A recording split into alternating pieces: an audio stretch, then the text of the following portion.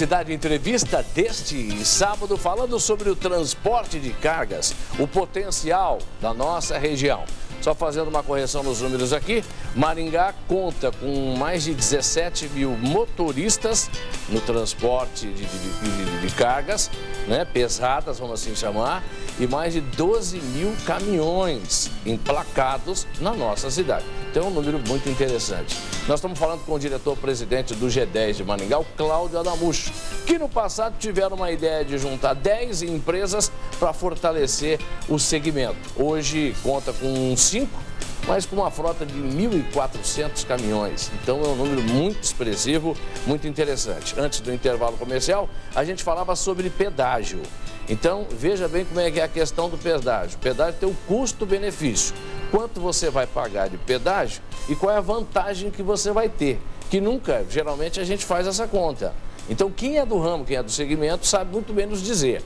O cálculo é feito o seguinte: quanto você está investindo e quanto você está economizando, caso o carro ou o caminhão não quebre, e outras, o combustível que você vai gastar em excesso, caso a rodovia não esteja em ótimas condições. Então tem o lado bom do pedágio. É só esse modelo, né, Cláudio? Você fez a comparação, que eu acho que deve ser frisado aqui. Sim, os primeiros pedágios, as primeiras rodovias, exemplo, Castelo Branco, Anhanguera, no estado de São Paulo. A Dutra, né? Ela tiveram um modelo que não era pelo menor preço. O governo dava a rodovia em concessão por um preço pré-estipulado muito elevado para a empresa de concessão, além de dar a manutenção daquela, tinha que fazer obras em outras rodovias estaduais, vicinais. Então, na realidade, o governo tirou da função dele e pôs no pedágio uma sobretaxa para manutenção de, além daquelas que ele estava pedagiando, das vicinais. Esse é um modelo que encareceu. Então, enquanto você tem, às vezes, uma redução de custo entre diesel, tempo de viagem, quebra, acidentes da ordem de 10% a 12% de melhoria, você tem o ônus de 30% do pedágio sobre a tua produtividade. Que acaba se transferindo para o frete, no caso. Que acaba se transferindo, então o país como um todo perde. Paga caro. Paga caro, então ele é um pedágio oneroso. Porém, nos últimos anos, o governo federal fez 2 rodovias, aonde ele fez pelo menor preço. Nesse modelo, a concessionária tem que apenas fazer a manutenção daquela rodovia que está cobrando. E por isso os preços saíram muito mais barato do que os modelos anteriores, aonde ele gera um custo menor do que o benefício. Realmente eu sou a favor desse último modelo, ele é saudável para o país, saudável para a transportadora, para o governo, para a segurança. É viável, vamos dizer assim, usando a linguagem sua, do transporte. Cláudio Adamucho, eu sei que você viaja constantemente para outros continentes. Como é que está o nosso transporte com relação ao que você vê no resto do mundo? O Brasil, ele tem hoje caminhões tops, caminhões que o delay... A tecnologia está boa? Está excelente. O delay entre os caminhões lançados na Europa e o que é lançado no Brasil está apenas em 2 anos. O que se lança em 2013 e na Europa em 2005, a mesma tecnologia está presente. Então a transferência está realmente muito próxima. Temos hoje os caminhões extra pesados estão saindo quase que na sua totalidade, mais de 90% hoje, com câmbio automatizado, ar-condicionado, suspensão a ar. Então são caminhões que têm mais conforto do que um automóvel de luxo. São realmente veículos que um motorista hoje trabalha no seu cockpit, no seu espaço, mais confortável do que você andando numa BMW, numa Mercedes. Realmente são espetaculares os caminhões. Tá, aí a pergunta que eu te faço é a seguinte: vale a pena investir no transporte no Brasil, por exemplo?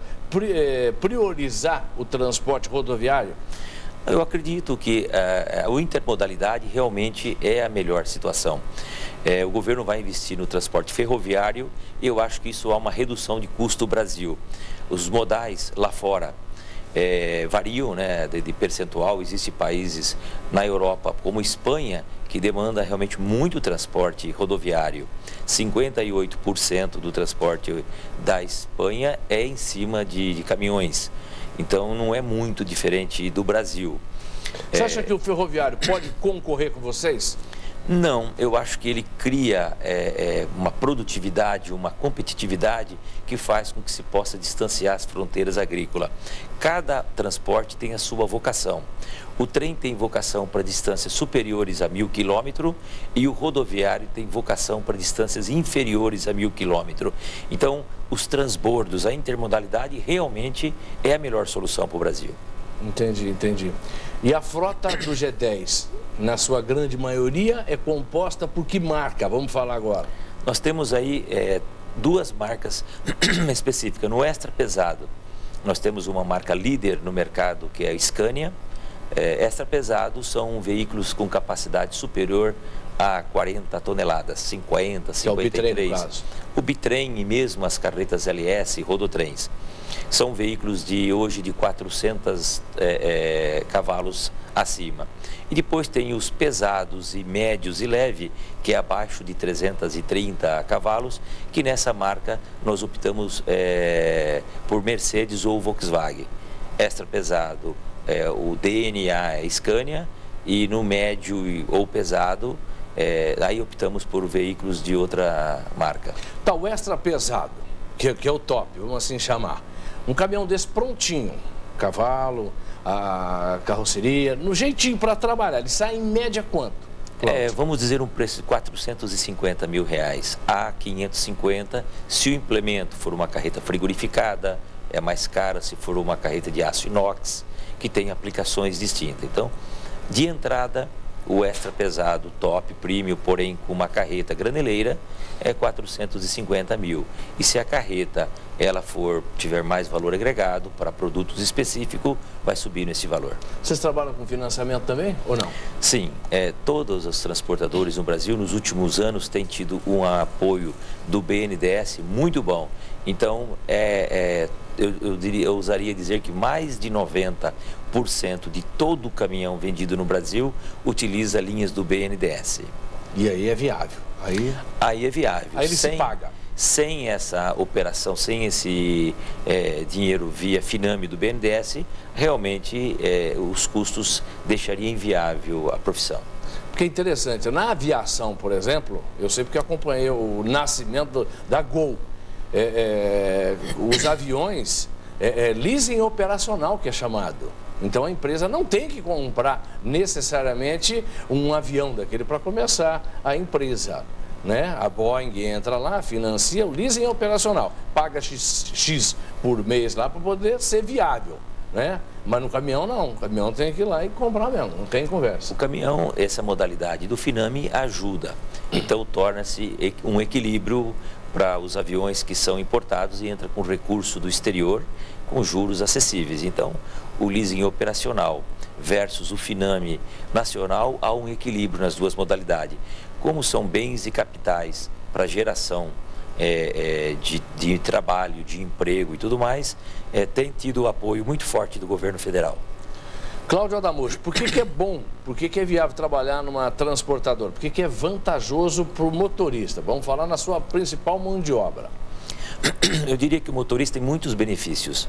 Trabalhar numa boa empresa de transporte, ele vem junto treinamentos, apoio psicológico, planos de saúde, veículos confortáveis, segurança em todo o território nacional, ele está assistido à distância. Então tem muitos benefícios que faz com que ele seja bem remunerado, reconhecido e trabalhe realmente com ferramentas de primeiro mundo. Os mesmos caminhões que os europeus trabalham é que os brasileiros têm trabalhado. Cláudio, muito bem, a pergunta que veio da minha produção agora. Um caminhoneiro foi lá, comprou o caminhão dele, 450 mil, tal, extra pesado, morador lá de Autônia. Ele pode se associar, por exemplo, ao G10 ou não? Essa possibilidade não existe? Existe. O G10 trabalha com duas modalidades, com a frota própria, onde tem esses 1.400 caminhões que são veículos próprios, porém ele tem muitos clientes que pedem e muitas vezes a sua frota não atende a demanda, uma vez que ele atende todas as grandes trades, as grandes exportadoras, as grandes indústrias nacionais. Então ele tem uma outra operação que se chama de terceirização, subcontratação. Nessa modalidade ele tem unidades esparramadas por todo o território nacional e é onde ele subcontrata terceiros. Então ele tem a terceirização e tem a frota própria e atua nos dois nichos de mercado. No transporte coletivo, no ônibus, existe um critério, X de quilometragem desse ônibus ou tantos anos. O caminhão também é nesse segmento ou não? Sim, um caminhão... Qual o critério para você tirar ele da frota? Para ele deixar de rodar? O caminhão, eu vejo que a grande empresa, por acesso fácil ao crédito, por gestões, por manutenção preventiva,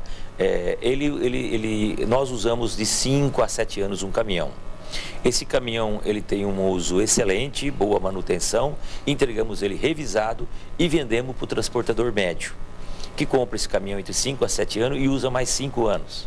Correto. Esse transportador médio vende para o autônomo, por quem está iniciando, pela dificuldade de acesso ao crédito, por experiência, por tradição, ele compra esse caminhão de 10 a 12 anos.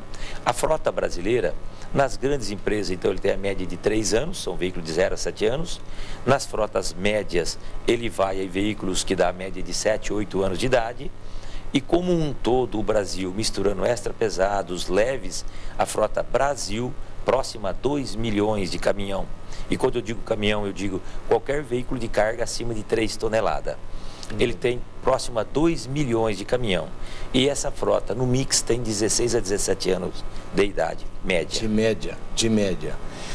Cláudio, com relação à lei do descanso, que foi aprovado pelo Congresso, pelo Senado, foi na época do Lula que sancionou. Tá, essa lei do descanso, ela veio para dar mais saúde ao motorista, vamos dizer assim, que existia uma pressão muito grande. Ela vem sendo cumprida? O G10 vem colocando ela em prática? O G10 vem colocando ela em prática, porque uma empresa grande como o G10, ele tem uma estrutura jurídica, uma estrutura de IDP, uma estrutura de RH e rotas e clientes por todo o país que permite que ele possa cumprir. Porém, e até porque as grandes empresas têm mais facilidade de Ministério Público, de Ministério do Trabalho, de denúncias, de estar sobre a lupa de todos os órgãos. Agora, quando você sai para autônomos, para pequenas empresas, onde a infraestrutura desses órgãos não consegue chegar no pequeno realmente ela ainda não está. Porque a Polícia Rodoviária Federal tem um efetivo que não atende essa demanda, é muito grande a demanda. Então ela está sendo implementado das grandes empresas para baixo. Correto. O que ocorre é que ela foi implementado e ela hoje está na Câmara e no Senado rediscutindo alguns itens dela, porque tem que ser parada a cada 4 horas. Existe pontos de parada em todas as rodovias? Com segurança? Não, esse motorista descansar? Não existe. Então, muitas vezes se para em lugar que não tem segurança para cumprir, ou para chegar num ponto com segurança, ultrapassa as 4, estando sujeito a penalidades. Então, eu acho que está sendo revisado no Congresso e deverá voltar essa lei melhorada. Ela é muito boa, gera segurança, porém, ela foi feita de uma forma bastante rígida e para onde não se tinha nada, passou a se ter leis de primeiros mundo com toda a infraestrutura. Então, para o Brasil, que é um país em desenvolvimento, para poder valer, tem que ter estrutura. Tem que criar inclusive estrutura. De fiscalização, senão... Em todos os níveis, estrutura de estacionamento, estrutura em todos os aspectos. As rodovias hoje, às vezes, nem acostamento não tem para que se possa parar. Então, entendi. Tem que melhorar a infraestrutura. É muito mais complicada. Bem, nós falamos com o diretor-presidente do G10 aqui de Maringá. A conversa nossa foi interessante. Eu acredito que você de casa deve ter aproveitado bastante, porque a gente teve acesso a essa empresa tão importante para a nossa cidade e até para o sul do estado, que é o G10, essa união de empresas do setor de transporte de cargas pesadas. Obrigado pela sua presença aqui, um ótimo Natal, feliz Ano Novo e um 2014 repleto de paz e muita felicidade para nós, né, Cláudio? Com certeza, obrigado. E sempre é interessante poder falar um pouquinho do ramo que a gente atua e que novos motoristas surjam nessa cidade maravilhosa e que esse transporte siga crescendo e gerando muitos empregos e muita satisfação. Tá certo. Obrigado pela sua presença. Um ótimo final de semana. Fiquem todos com Deus e até o próximo sábado. Tchau.